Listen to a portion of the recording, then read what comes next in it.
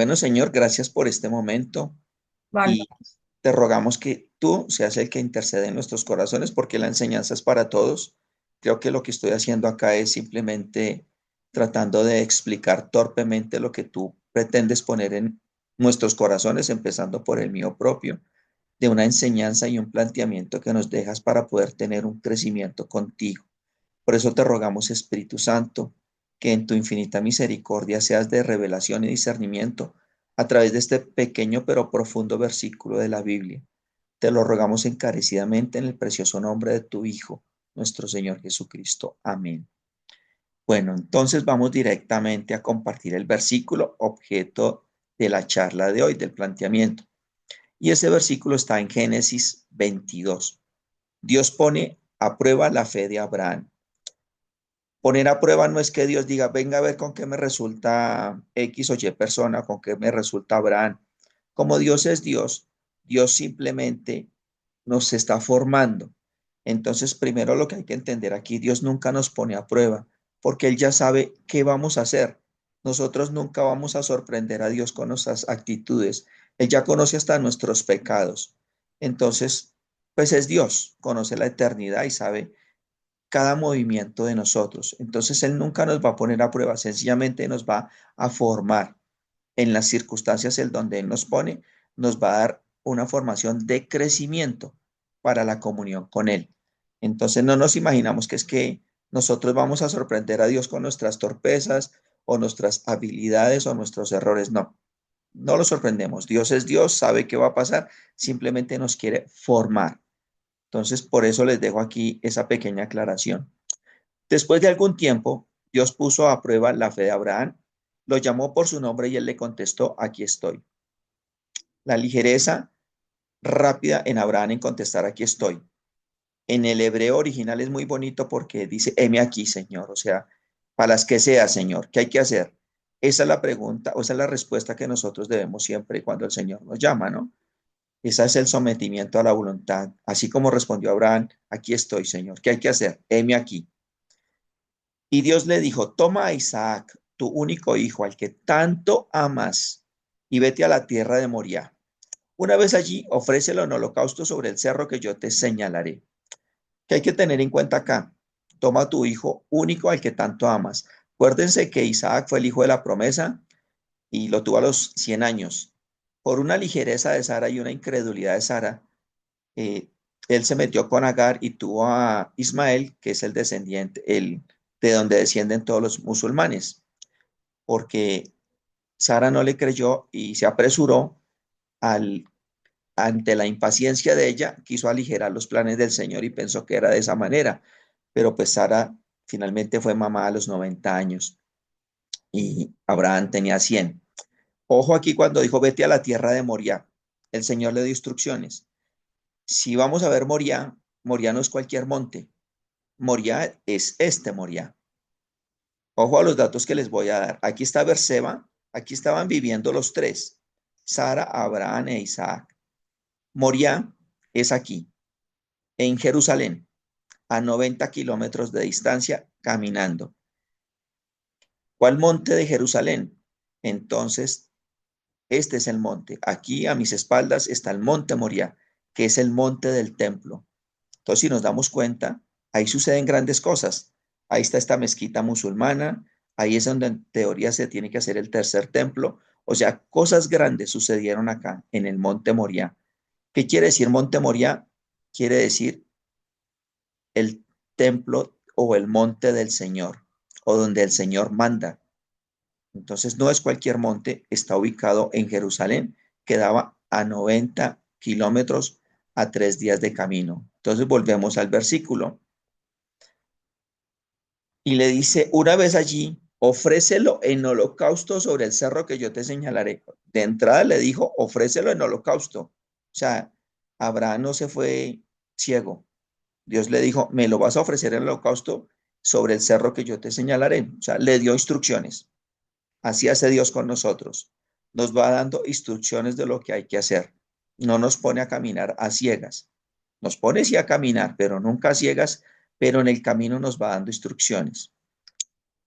¿Qué hizo Abraham? Al día siguiente, muy temprano, Abraham se levantó, ensilló su asno, cortó la leña para el holocausto y se fue al lugar que Dios le había dicho, junto con su hijo Isaac y dos de sus siervos. Obediente, ¿no? Alistó el asno, preparó la leña, se fue con el chino y ojo, ¿por qué dos siervos? ¿Por qué no tres? ¿Por qué no cuatro? ¿Por qué no uno? ¿Por qué dos siervos? Porque acuérdense que la Biblia dice que dos, se necesitan dos para ser testigos, mínimo dos para ser testigos. O sea que lo mandó con dos testigos para que ellos testificaran de que efectivamente no había cordero, no había animal, sino era Isaac al que iban a sacrificar. Cada detallito cuenta. Al tercer día, Abraham alcanzó a ver el lugar de lejos. Entonces le dijo a sus siervos, quédense aquí con el asno. O sea, ni siquiera el asno iba a ser parte del sacrificio. Ya Abraham tenía claro que era Isaac. Ustedes se pueden estar imaginando qué hizo Abraham durante los 3 días, caminando 90 kilómetros, sabiendo que iba a sacrificar al hijo único que tenía, al que amaba con todo su corazón, como dice arriba, al que tanto amas. Quédense aquí con el asno, el muchacho y yo seguiremos adelante, adoraremos a Dios y luego regresaremos. Ojo lo que dijo, adoraremos y luego regresaremos. O sea que la fe de Abraham, por eso se llama el padre de la fe, era tan grande que dijo, bueno, pues si hay que sacrificar al hombre, lo sacrifico, pero regresamos. O sea que dijo, Dios es tan capaz que me lo resucita. O sea, miren la fe que dijo, y luego regresaremos. Habló en futuro. Les aclaro, Abraham no era un niño. Abraham para ese momento tenía 37 años, era un adulto y sabía lo que estaba pasando. O sea que él tenía que continuar con la fe de su padre Abraham. Isaac tenía muy claro que él iba a ser el cordero del sacrificio y que su papá tenía que cumplir la ley de Dios. Para ese momento, su mamá Sara tenía 127 años. Así habían pasado 37 años. Abraham se fue sin consultar a Sara, se fue a escondidas, digámoslo así, porque lo regañaba la señora o le impedía esta prueba de la fe. Sigamos adelante. Abraham tomó la leña para el holocausto y la puso sobre los hombros de Isaac, luego tomó el cuchillo y el fuego, y se fueron los dos juntos. Poco después Isaac le dijo a Abraham, Padre, ¿qué quieres, hijo? Le contestó Abraham. Mira, dijo Isaac, tenemos la leña, el fuego, pero ¿dónde está el cordero para el holocausto? O sea que hay un momento de incredulidad de parte de Isaac, patinó en la fe, dudó, se asustó, yo creo, me imagino, a pesar de que ya era un adulto, pero confiaba en su padre. Dios se encargará de que haya un cordero para el holocausto, hijito, respondió su padre. Siguieron caminando juntos. Cuando llegaron al lugar que Dios les había dicho, Abraham construyó el altar, preparó la leña, luego ató a su hijo Isaac y lo puso en el altar sobre la leña. Pero en el momento de tomar el cuchillo para sacrificar a su hijo, el ángel del Señor lo llamó desde el cielo. Hay algunos estudiosos que dicen que cuando dice el ángel del Señor se refiere a Jesucristo. Directamente es la instrucción de Jesús. Cuando dicen un ángel, es un ángel. Cuando dicen el ángel del Señor se refiere a Jesucristo. Abraham, Abraham, aquí estoy, contestó él. El ángel le dijo, no le haga ningún daño al muchacho porque yo ya sé que tienes temor de Dios, pues no te negaste a darme tu único hijo. Aquí algo bien lindo y bien bonito para que se den cuenta cuáles son los frutos de la obediencia cuando nos rendimos ante las idolatrías que tenemos, pequeñas, grandes, chiquitas, a cosas, objetos, personas, lugares.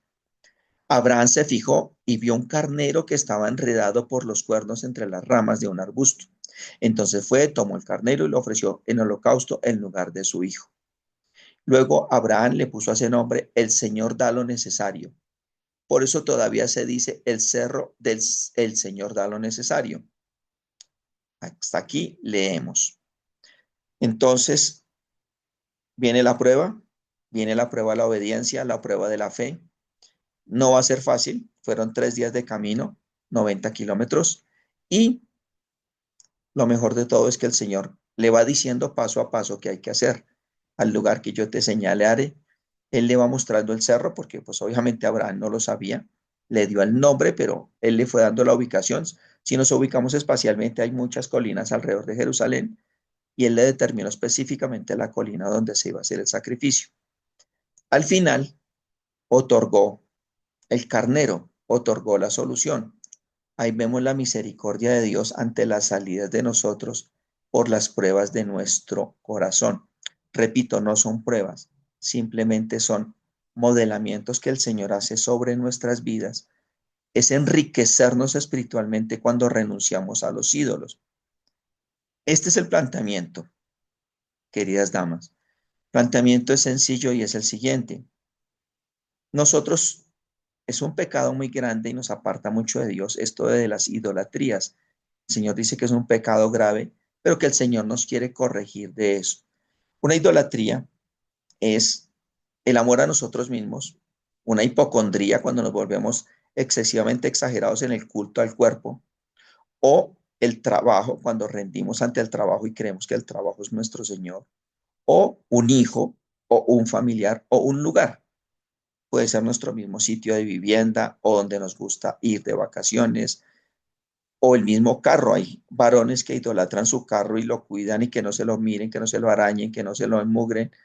Cualquier cosa que ocupe el lugar que es del Señor en nuestro corazón, el Señor lo considera como una idolatría y Él se encarga de corregir esa mala manera de llenar el espacio vital de nuestro corazón que corresponde al amor del Señor. Y Él se encarga de darnos un crecimiento y sobre todo cuando son idolatrías emocionales, a nuestras parejas, a nuestros hijos. El Señor no le gusta eso y no lo quiere quitar y lo quiere cambiar por algo mejor. ¿Por qué? Porque Mauro, perdón, una pregunta. ¿En la Biblia hay alguna parte específica donde se centra en la idolatría? toda la Biblia la nombra, que era lo que yo estaba comentando.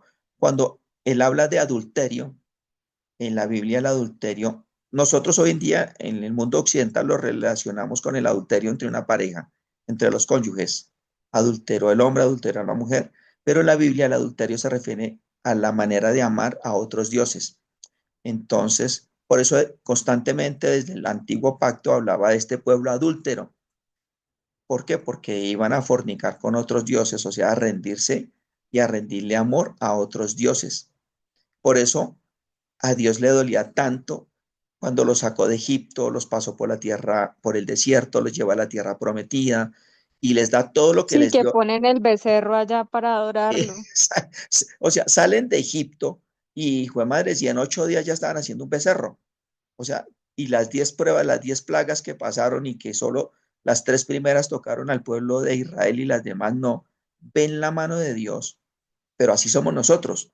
Por eso nosotros nos cuesta, por eso Jesús dice que ni siquiera es por los milagros, porque Pero es que nosotros, por eso existen los ateos, porque es que dicen, es que usted ha visto a Dios, ¿dónde está Dios? Entonces como que necesitan un objeto, una escultura o algo para poder creer que sí existe y ese es el error.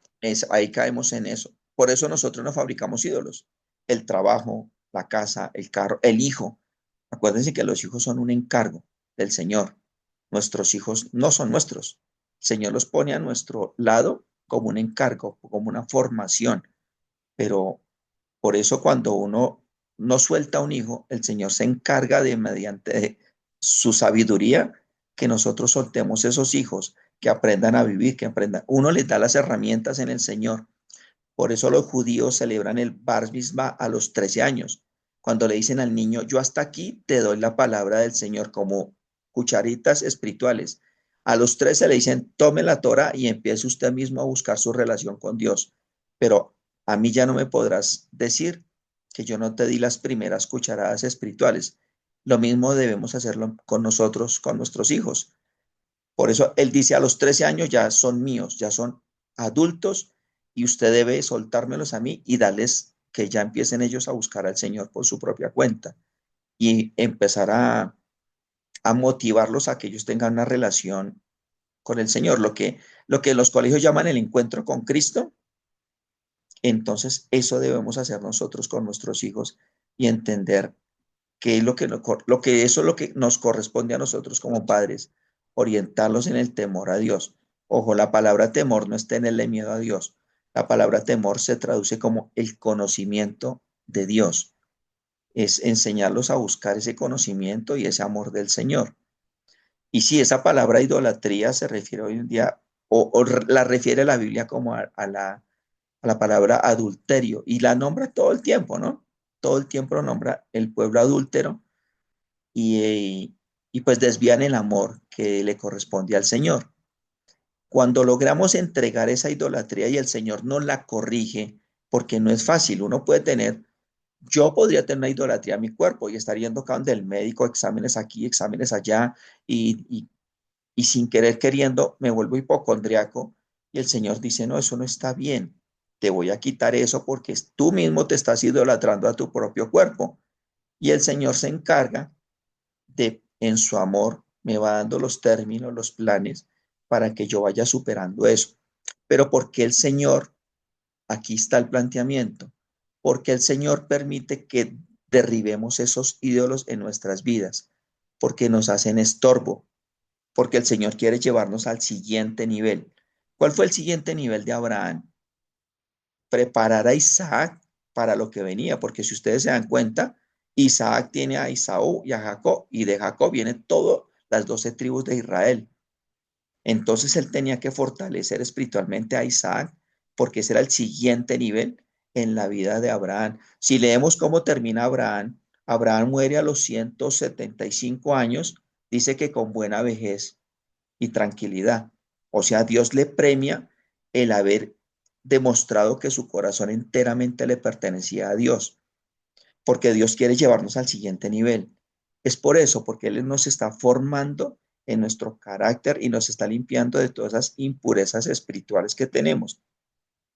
No es que esté probando la fe, nos está corrigiendo, pero el propósito de corregirnos quiere es llevarnos al siguiente nivel. Veámoslo laboralmente, por ejemplo. Yo quiero salir corriendo de este trabajo porque aquí me siento fastidiado. Y sí, puedo salir corriendo, pero el Señor quiere es limpiarnos de una idolatría de que tenemos de pronto laboral y el Señor nos quiere es mostrar, yo te quiero llevar a una escala mejor, pero donde tú no, donde tú hayas entendido que el trabajo lo pongo yo soy tu jefe con un propósito, pero tú no debes tener miedo de que pasen X o Y circunstancias en tu trabajo porque yo estoy y soy soberano sobre tu trabajo, como le dijo, como le dijo a Abraham, cuando Abraham dijo, adoraremos y volveremos. ¿Se dan cuenta? Abraham ya sabía que Dios era tan poderoso de hacer resucitar a Isaac, así él hubiera hecho el sacrificio. La palabra hebrea es bonita porque Abraham nunca intentó asesinar a su hijo, o sea, de matarlo por matarlo. Si nos acordamos, Abraham venía de una cultura pagana. Abraham venía de la cultura pagana de Babilonia, o sea, él estaba acostumbrado a ver esos sacrificios paganos que era asesinar personas para agradar a los dioses.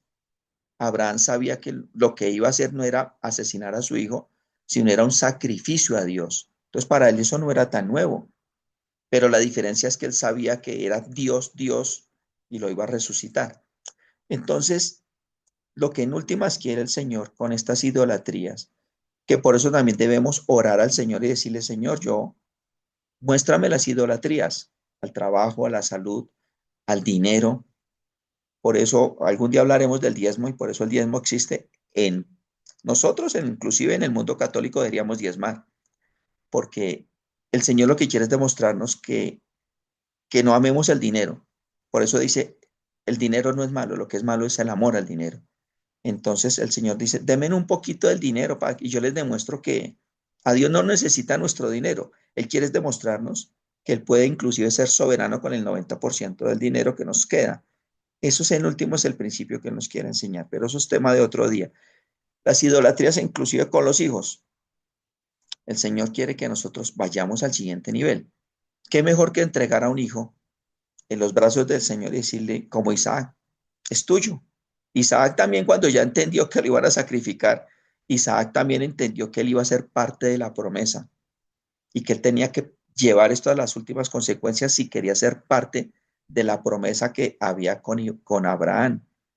Entonces entró a ser parte de esa promesa siendo parte del sacrificio. Entonces cuando nosotros soltamos a nuestros hijos y los entregamos en las manos del Señor para que sean moldeados y modelados en el mundo, tenemos que tener la tranquilidad de que es Dios el que los va a formar, porque nosotros vamos al siguiente nivel y nuestros hijos no pueden ser un estorbo para los planes de Dios. Por eso yo les decía, Abraham duró 3 días en ese proceso, 3, caminando 90 kilómetros. Entonces, imagínense lo que pensaba Abraham durante esos 3 días. Yo creo que por la mente ese loco pasó de todo. Y lo mismo pasa en nuestras vidas. Señor, ¿qué pasa si te entrego a mi hijo? ¿Qué pasa si me voy del trabajo, pero vuelve la dosis en el siguiente trabajo? Es normal que tengamos esas inquietudes, pero entendamos que espiritualmente el Señor nos quiere llevar al siguiente nivel. Ese es el planteamiento. No es que el Señor nos se haya empecinado tercamente en borrarnos los ídolos, ni en probarnos. Ya les dije que el Señor no nos prueba. El Señor sabe que a cuál va a ser nuestra actitud. El Señor quiere es corregirnos, fortalecernos espiritualmente. Con eso, venga lo que venga, vamos a estar fortalecidos. Creo que la palabra clave es esa, fortalecer nuestra fe. Un dato que no está en la Biblia, pero está en la historia del mundo judío. Cuando Sara se enteró de este chiste, les voy a volver a colocar aquí en mapa. Sara se entera porque ya habían pasado 3 días, habían 2 testigos, le llegó el chisme que Abraham estaba sacrificando aquí en Jerusalén. Sara salió corriendo y llegó hasta Hebrón. Hebrón está a 50 kilómetros, está a mitad de camino más o menos. Y ahí le falló el corazoncito a Sara y murió. Por eso Sara muere a los 127 años, momento en el que Isaac tenía 37 años. Y Sara murió aparentemente de la cólera y de la rabia y de la fatiga con que llegó esos 50 kilómetros. Y entonces después lo que hizo Abraham fue bajar de Jerusalén, intersectarla en Hebrón y enterrarla. Compró la cueva. Ustedes siguen leyendo y ahí está toda la historia. Si algún día pueden ir a Israel, se van a dar cuenta que en Hebrón, le pertenece a Cisjordania. Y ellos en la iglesia tienen dividida la iglesia, porque acuérdense que Abraham también es el padre de los musulmanes, ¿no? Por el lado de Ismael. Entonces hay un lado de Sara, que es del mundo judío, y por el otro lado está Abraham. O sea, en esa iglesia llegan cristianos, católicos, musulmanes, porque están las dos semillas, digámoslo así. Y en Hebrón, casualmente, es Cisjordania, o sea, no pertenece a los judíos. Eso es como que nos demos cuenta lo que es la obediencia, lo que fue para Abraham y lo que fue para Sara. Sara no entendió lo que era un ídolo y entregó la causa y murió. Tal vez no murió en el momento que tenía que morir, y no entendió la prueba de Dios. Entonces el planteamiento es, no desfallezcamos, que no nos pase lo que le pasó a Sara, sino que entendamos que el Señor nos quiere llevar al siguiente nivel. O sea, nos quiere fortalecer espiritualmente porque vamos a estar esto no termina acá, o sea, nosotros no vamos a morir y vamos a llegar al cielo a tocar un arpa o a tocar un violín. Esto es un proceso que continúa en la presencia de Dios. Dice que continuaremos creciendo en el Señor cuando estemos ante su presencia. O sea que entendamos que esto es un crecimiento día a día, una fortaleza con que llegaremos avanzados al mundo en el reino de Dios. Entonces tomemos esos desafíos que nos plantea el Señor de derribar los ídolos para que nada, ni nadie, ni ninguna persona, ni lugar, ni objeto ocupe el lugar que le corresponde al Señor, porque todo eso nos roba la paz y nos roba el deleite y el gozo de la comunión con Dios. Hoy quería yo contarles un testimonio pequeño. ¿Qué es eso? En este mes el Señor me ha dicho, a mi manera es, algunas veces habrá la provisión a tiempo, a veces en la justa medida y otras veces a destiempo, como le pasó a Abraham. Tuvo 3 días para pensarlo, para replantearlo, para arrepentirse, pero yo creo que en esos 3 días tuvo bastante comunión con Dios para entender lo que es la obediencia. Y el fruto de la obediencia es eso, es saltar al siguiente nivel. O decirle al Señor, me cuesta, Señor, me cuesta este ídolo, amo demasiado este carro porque me costó mucho esfuerzo, amo demasiado a mi hijo porque es mi único hijo, como Isaac. Pero el Señor dice, no, yo no me lo voy a llevar ni le voy a hacer nada, te quiero separar de ese mal amor porque yo quiero que tú crezcas espiritualmente para la voluntad de Dios que tiene para cada uno de nosotros. Por ejemplo, si nos toca movernos de nuestra ciudad e irnos para otra ciudad y nos toca separarnos de nuestros hijos, es porque el Señor tiene una voluntad y un plan perfecto y involucra separarnos de las idolatrías malsanas que tenemos. Claro, nos va a doler, pero es porque el Señor nos va a bendecir y tiene un plan y nos va a dar un crecimiento espiritual. Así no lo entendamos y así duramos 3 días meditándolo. Lo importante es eso. Así como tú, Jenny, colocaste el mensaje de hoy, de que tengamos tiempo de calidad con el Señor. Cuando uno logra entender, por ejemplo, si el trabajo es nuestra idolatría y el Señor dice, no, no es tu ídolo, yo soy tu ídolo, yo me encargo de tu trabajo. Entonces vamos a poder tener ya no un devocional de 20 minutos, sino tal vez de 40 minutos, porque entendemos que el Señor es soberano inclusive en nuestro trabajo y que el Señor se encargará de esas eh, pequeñas cosas mundanas y que Él sabe que nuestro corazón lo busca ansiosamente. Ahí es cuando los ídolos se empiezan a derrumbar y puede ser por las buenas o puede causarnos dolor si nos resistimos a entregar esos ídolos. Es un poquito más doloroso, pero es Dios y a Dios nada le queda grande. De que nos quita los ídolos, queridas damas, téngalo por seguro, no los quita, porque el Señor no se deja ganar de nosotros, pero entendamos que mejor ayudémosle al Señor a hacer la tarea y hagámoslo por las buenas. Inclusive seamos sinceros en las oraciones. Señor, me cuesta entregarte esto porque me costó mucho trabajo. Señor, me cuesta esto porque es mi única hija y la amo, o mi único hijo y lo adoro. Explícamelo y ayúdamelo a entregarte la idolatría de mi cuerpo porque considero que si yo no hago esto o aquello o me tomo estos medicamentos, no me va a funcionar. Y créanme, les aseguro que el Señor en su infinita misericordia nos va a dar la salida. Ese era el planteamiento. Vamos a orar porque nos queda un minuto antes de que se nos corte la llamada.